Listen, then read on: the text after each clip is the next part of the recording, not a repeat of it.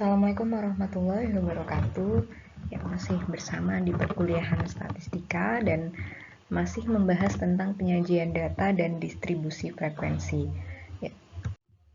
Pada kesempatan kali ini kita akan membahas tentang penyajian data dalam bentuk grafik. Jadi kalian pasti tidak asing lagi dengan istilah grafik ya. Grafik ini dapat digunakan sebagai laporan dari pengambilan data yang sudah kita lakukan. Nah, kenapa sih kita itu menggunakan grafik? Ya, alasannya itu karena secara psikologis manusia itu pada umumnya tertarik dengan gambar dan sesuatu yang ditampilkan dalam bentuk visual akan lebih mudah diingat daripada dalam bentuk angka ya. Contoh gampangnya, dalam kehidupan sehari-hari kita biasanya lebih mudah mengingat wajah orang dibandingkan dengan mengingat nama orang. Jadi ketika kita sudah lama tidak bertemu dengan seseorang, ketika kita bertemu kembali, kita akan lebih mudah mengingat wajahnya. Bahwa saya itu pernah bertemu dengan wajah ini. Tapi biasanya kita lupa namanya itu siapa. Gitu ya. Jadi analoginya seperti itu. Jadi grafik itu digunakan untuk memudahkan pembaca agar lebih mudah mengingat dan tertarik dengan data yang ditampilkan begitu. Ya, grafik ini juga dapat digunakan sebagai kesimpulan dalam pengambilan data tanpa kehilangan makna dari data yang telah kita ambil. Ya, contoh grafik adalah yang pertama yang akan kita bahas adalah histogram. Nah, histogram ini merupakan diagram balok ya. Jadi mungkin kalian sudah pernah melihat bentuk diagram ya. Contohnya salah satunya adalah diagram batang. Nah, diagram batang ini adalah cara penyajian data dengan grafik tapi untuk data tunggal. Sedangkan histogram ini merupakan cara penyajian data menggunakan grafik dengan menggunakan diagram batang tapi untuk data berkelompok. Jadi nanti bentuknya hampir sama dengan diagram batang, tapi dia itu untuk data yang berkelompok atau data yang memiliki kategori atau data distribusi frekuensi seperti yang sebelumnya kita pelajari gitu ya. Jadi diagram balok ini pada umumnya hampir sama dengan diagram batang konsepnya.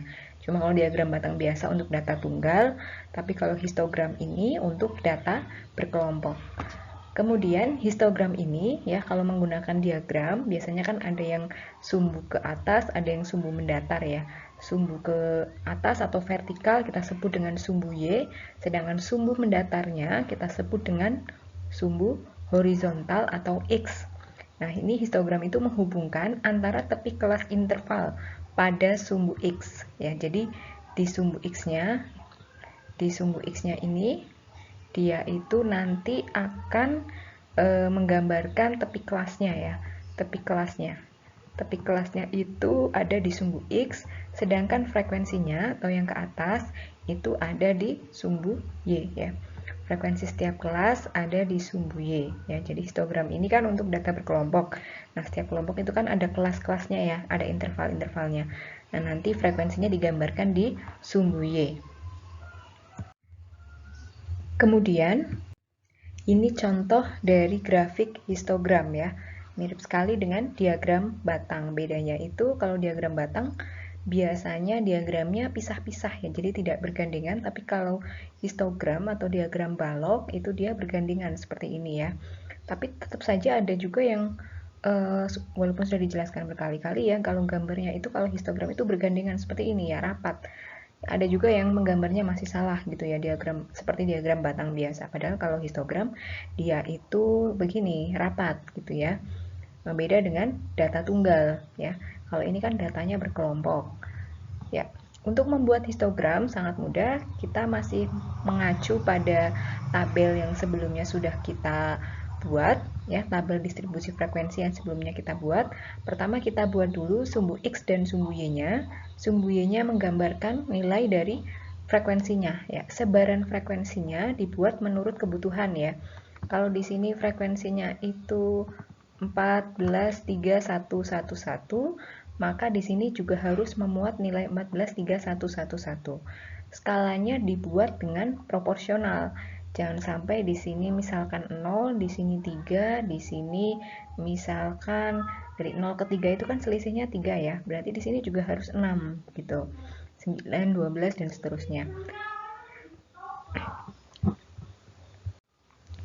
Ya, kemudian kalau di sini skala yang digunakan adalah 2 ya. Jadi semuanya selisihnya 2, tapi nanti sesuai kebutuhan saja, tidak harus seperti ini. Yang penting nanti memuat 14, 3, 1, 1, 1. Jangan sampai di sini ada 14, tapi di sini skalanya hanya 0 sampai 8 misalkan ya. Nanti 14-nya nanti ketinggian, nanti tidak terlihat. Jadi yang memuat frekuensinya itu kalau bisa diperlihatkan gitu ya. Atau tidak terlalu jauh. Kalau ini kan misalkan 3 ya, 3 dekat dengan 2. 1 juga dekat dengan 2 ya gitu, jadi lebih mudah. Terus kemudian kita buat di sumbu X-nya adalah tepi kelasnya. Kita ingat lagi tepi kelas itu batas bawah dikurangi 0,5. Jadi untuk tepi kelas pertama boleh kita tuliskan di sini ya, karena ini belum dituliskan. Berarti 215 kurangi 0,5. 214,5 di sini. Kemudian selanjutnya tepi kelas yang berikutnya adalah 2123 dikurangi 0,5. Berarti di sini 2122,5 ya. Sampai seterusnya, dan yang terakhir itu di sini 9754,5.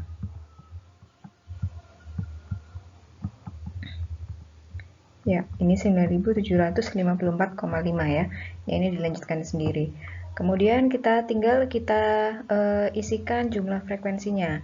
Ya, di kelas pertama, nih di sini frekuensinya 14. Oh, berarti kita buat di sini 14 ya, seperti ini diagram baloknya. Kemudian yang kedua 3 ya, berarti di sini kita buat 3. 2122,5 di sini sampai 4030,5 ya.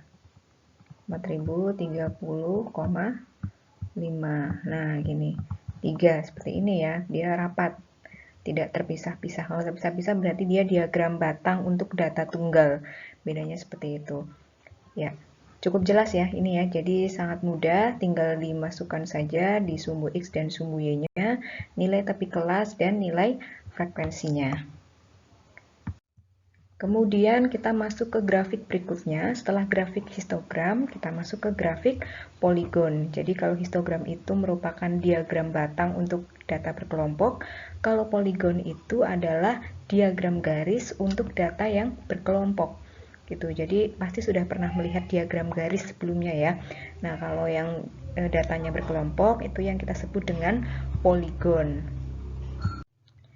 Ya, grafik poligon ini menggunakan garis yang menghubungkan titik-titik yang merupakan koordinat antara nilai tengah. Jadi kalau poligon itu nilai tengah dengan jumlah frekuensi ya.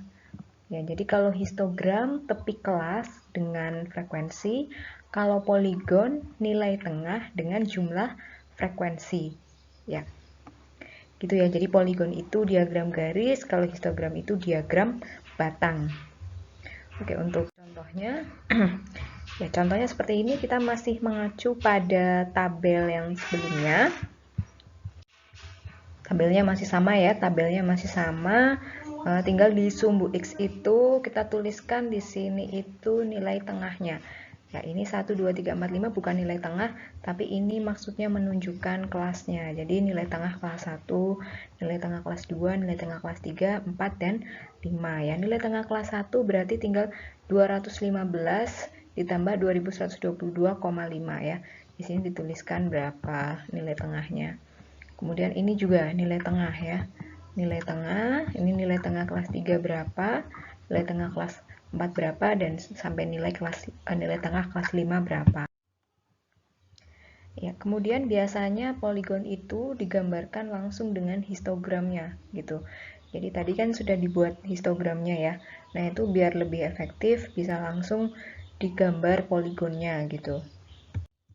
Ya, ini kan tadi poligonnya. Kita bisa langsung menggambar di histogramnya. Biasanya kita langsung memberi titik tengah di sini gitu. Ya, kita beri titik tengah di sini. Ya, ini juga titik tengah untuk gambar poligonnya, karena kan ini juga tepi kelasnya kan juga memuat tengah-tengahnya kan pasti dia nilai tengahnya gitu ya. Nah, ini jadi langsung seperti ini bisa ya. Ya tentunya nanti kalian bisa membuat lebih rapih lah ya. Ini karena saya membuat di sini jadi kurang bagus ya. Ya, ini adalah poligonnya. Bisa juga langsung dibuat di sini.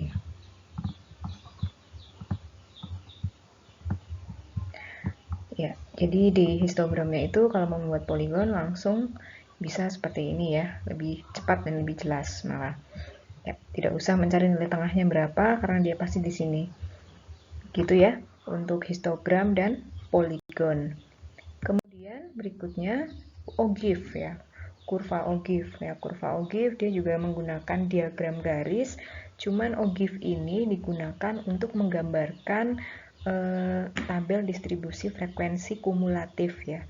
Sedangkan frekuensi kumulatif itu kan ada dua, ada yang kurang dari, ada yang lebih dari. Jadi nanti ada dua ogive. Yang pertama ogive yang menggambarkan frekuensi kumulatif kurang dari, yang kedua ogive yang menggambarkan frekuensi kumulatif lebih dari. Ya, kita juga masih menggunakan tabel yang sebelumnya sudah pernah dibuat ya. Tabel yang intervalnya juga masih sama, nilai tepi kelasnya juga agar lebih mudah ya. Ini juga yang sebelumnya untuk contoh 0, 14, 17, 18, 19, 20. Nah, ini juga sama. Ya, untuk membuat ogive-nya juga sangat mudah ya, tinggal membuat sumbu X dan sumbu Y, lalu letakkan frekuensi-frekuensinya. Ya, sehingga hasilnya nanti seperti ini ya.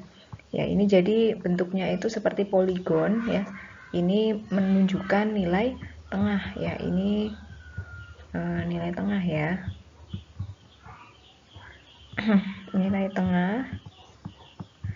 Jadi posisinya ini nilai tengah. Nilai tengah.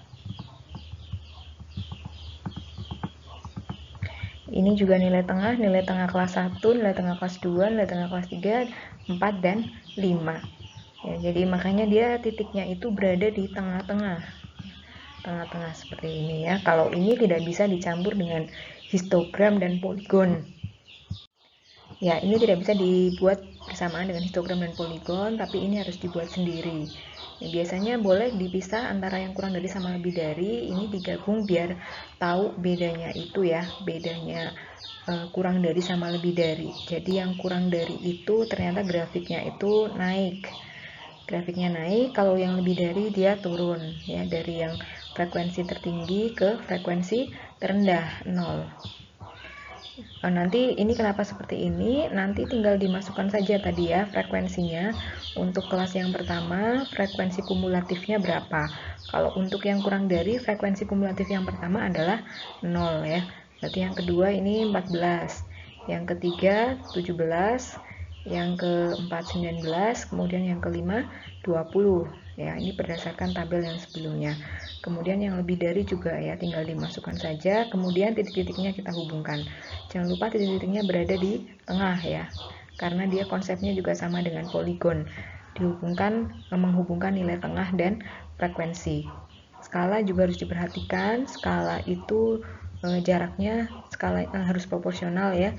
Kalau jaraknya 5 berarti 5 semua, seperti ini. Ya, ini untuk kurva ogive. Kurva ogive digunakan untuk menggambarkan frekuensi kumulatif kurang dari dan lebih dari. Ya, kemudian latihan soalnya. Latihan soalnya datanya itu sama dengan data yang sebelumnya dibuat latihan juga. Data yang sebelumnya sudah dibuat tabel distribusi frekuensi dan distribusi frekuensi relatif ya. Jadi kalian tinggal melanjutkan saja, melanjutkan untuk membuat tabel distribusi frekuensi kumulatif, kemudian melanjutkan untuk membuat histogram, poligon, dan ogive. Ya, jadi hanya melanjutkan saja, tidak membuat dari awal. Silahkan nanti dibuat untuk latihan soal. Untuk teknis pengumpulan akan diinformasikan selanjutnya. Terima kasih. Wassalamualaikum warahmatullahi wabarakatuh.